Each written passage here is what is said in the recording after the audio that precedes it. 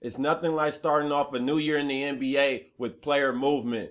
And on Monday night, a big deal was finalized that will send Dion Waiters to the Oklahoma City Thunder, Iman Shumpert and JR Smith to the Cleveland Cavaliers, and the Knicks in return get a conditional draft pick, as well as 3 players no one has ever heard of. This trade may work out well for all 3 teams, but one thing is evident. GM LeBron James is back in action and making moves for the Cavaliers.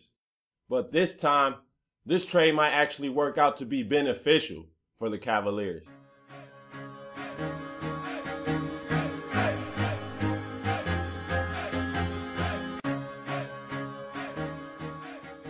Welcome back to the Best Damn Sports Blog. Back again to talk NBA with you guys following a big trade that happened last night. Dion Waiters is now in OKC Thunder. JR Smith and Iman Shumpert are now Cleveland Cavaliers. And the New York Knicks picked up 3 no-names as well as a draft pick from the Cleveland Cavaliers. And overall, this trade was quite shocking. And a lot of people are speculating it might be a panic move by the Cavaliers, but I actually think it's the right move for the Cavaliers. And I think it's a good move for Dion Waiters to go to Oklahoma City. Him and LeBron obviously didn't see eye to eye, and there are rumors coming from a Fox Sports Ohio analyst saying that Dion and David Blatt had a falling out because he thought he is better than Kyrie Irving and that the Cavaliers favored Kyrie Irving over him. And it was well documented last year that there was a possibility Dion Waiters punched Kyrie Irving. I mean, Kyrie Irving had a black eye. I guess the excuse he came up with was it was from an elbow in practice or whatever. Maybe that's true. Maybe Dion didn't punch him. They both came out and said that never happened. And Dion, I mean, he's even wearing the new Kyrie. So I think they have some respect for each other. But I never thought they were much of a match made in heaven basketball-wise in the first place. I never thought that relationship would work out well. And then with LeBron and Kevin Love coming in and Dion falling all the way to 4th in the pecking order, I knew that wasn't going to work out.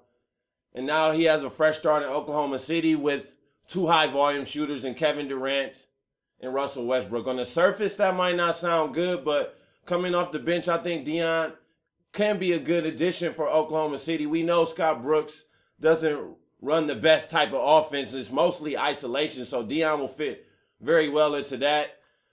So I think Kevin Durant went a little far by saying he can play the James Harden role, although the role Harden had on that Thunder team in 2010, 2011, I think he could somewhat duplicate that role, but Dion Waiters is not the player that James Harden is, and that's just factual information. Dion, he will bring good scoring off the bench. He will bring his Philly grit to the team, some toughness that they all need, but I'm not sure Dion Waiters will be happy with this move in the end because it's not really that much of a change in situation. He's still going to be now 3rd in the pecking order and possibly even 4th because Reggie Jackson is a valuable player off the bench as well, playing the point guard position. Maybe they move one of them. Jeremy Lamb is also a good 2 guard who's been shooting the 3 ball very well at a much higher clip than Dion Waiters has.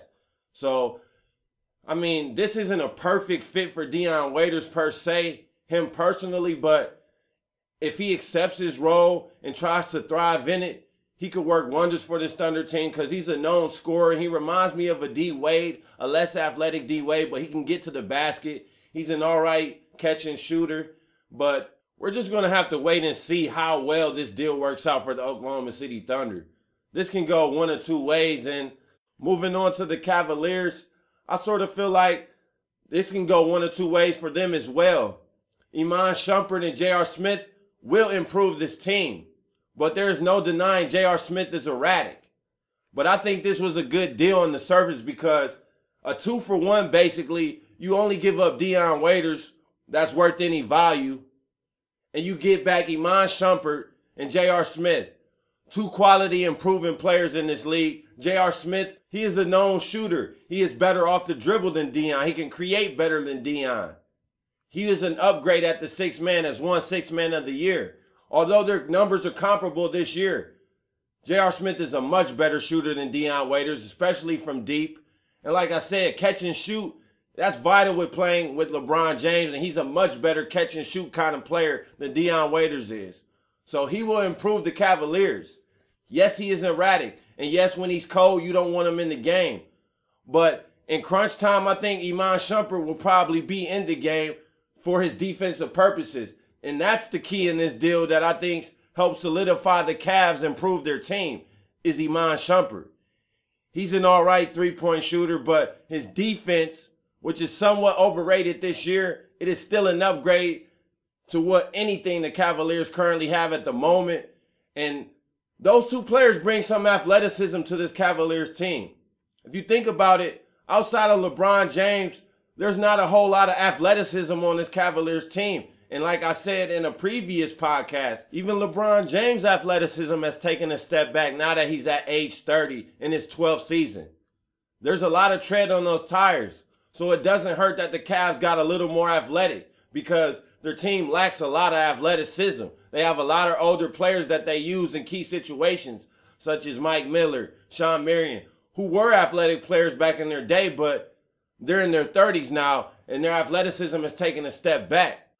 Now, the only thing that could be a cause of concern in regards to this trade is the young rookie coach in David Blatt not being able to juggle all these egos and personalities all on one team. You got now JR Smith, Kevin Love, LeBron James, Kyrie Irving, Iman Shumpert. So things will be interesting to see how David Blatt is able to juggle these personalities when there are already rumors coming out that the players are not buying in. Now, the GM shot down those rumors as well as a few players, but I doubt that those rumors are coming out of nowhere and are just generated by the journalists in Cleveland. I believe that they are hearing this from certain players in the locker room. So it will be interesting to see how David Blatt handles these new personalities coming into this team and if he is able to gel them together and buy into what he is selling. But there's one thing I want to say about this Cavaliers team. Yes, they are improved, but I feel like there are three and possibly a fourth team in the East that are still currently better than they are. That one possible team that's on the bubble, I feel, is Toronto. I think the Cavs could possibly be better, but Toronto right now, they're a solid team, and they haven't even had DeRozan for a handful of games. And then the two givens are Chicago and Washington. They're playing great this season, especially Chicago with the emergence of Jimmy Butler. Derrick Rose is still healthy and playing good. Looks like he's reaching his form again. So those are teams to watch out. I like John Wall's progression. Paul Pierce, the truth, is on the team. So there's already a LeBron killer on their team. But the one team that nobody talks about are the Atlanta Hawks. Watch out for the Hawks. They are official. They are legit. They're 21-3 in their last 24 games on a 5-game win streak. Horford's playing great. Millsap's playing great. Watch out for Jeff Teague. A lot of people sleep on Jeff Teague. He is a good guard in this league. Borderline top 10 guard in this league. Just check out his stats. And then you got baby Rondo, the German Rondo, and Dennis Schroeder. This young Hawks team is on the horizon. But back to the Cavs. Adding two quality players for the price of one that improves your defense and your offense is an improvement. But until the Cavaliers are able to pick up a quality big man, I do not see them better than any of those four teams. Now, I believe they can beat Toronto possibly in a 7-game series or even Atlanta.